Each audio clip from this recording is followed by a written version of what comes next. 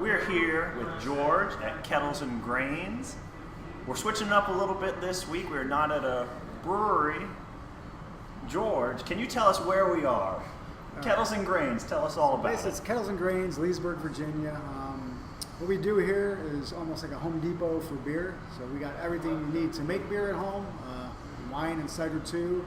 We do a brew on premise, which is what these kettles are back here, where you can come and brew beer with us. Everything we do, we walk you through all steps of it. So you make the beer here, it ferments here, you bottle or keg it here, but A to Z is covered, everything's included. We take care of it, make sure you feel comfortable and has as much or as little involvement in the process as you want. It's almost like two stores at Kettles and Grains. We have home beer side of it, home brew supplies, and grains, kettles, equipment.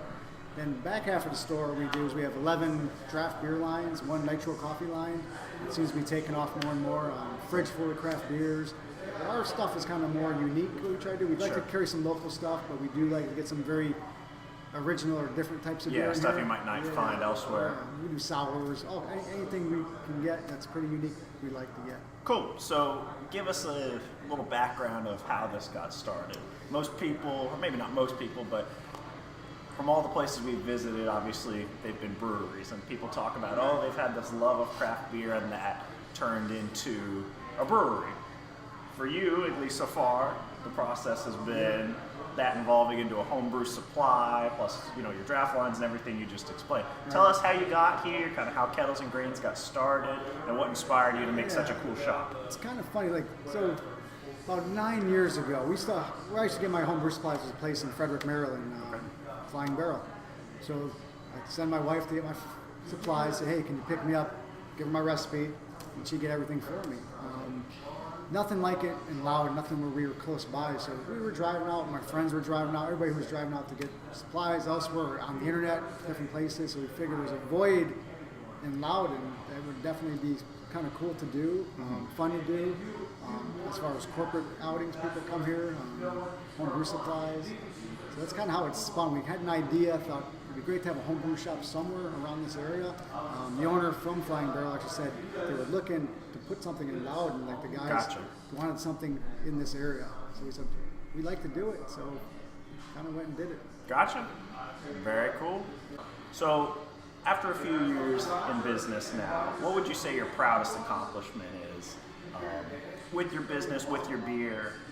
Yeah. What do you think?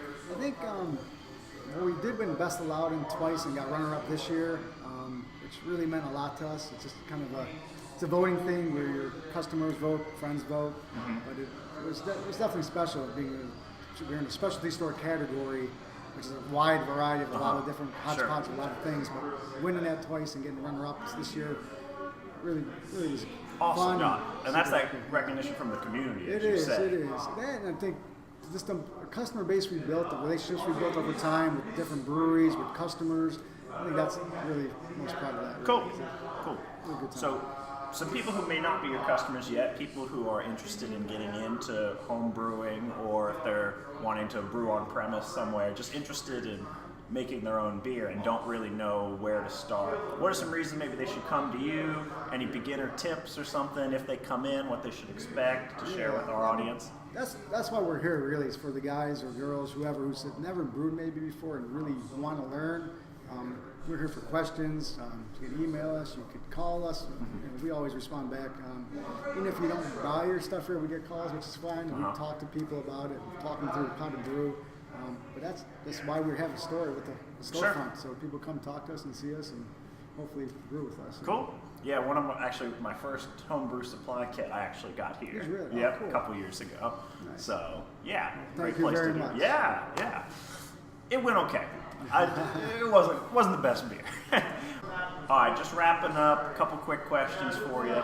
Is there a beer that you would say got you into the craft beer scene? I know a lot of people can think back and reference, the first one that really turned them on to the craft beer scene. Do you have one specifically for you? Actually, I think it was probably Sierra Nevada's Pale Ale. That or Pete's Wicked, but probably Sierra Nevada's Pale Ale was amazing. We drank that and totally enjoyed it and always look for it. Cool. And then finally, trends are always going to be a big part of the beer scene. I mean, it's kind of what makes it. Things get popular, go away, come back. Are there any trends today that you think will last the test of time, or maybe any current trends that you think are just that, a fad, something that's going to fizzle out soon?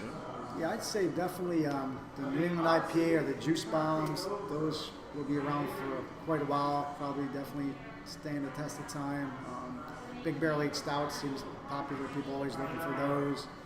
The one I think that will fade. It's kind of a new guy on the block, but definitely the brewed IPA. I can see the brewed IPA just kind of fading or maybe disappearing.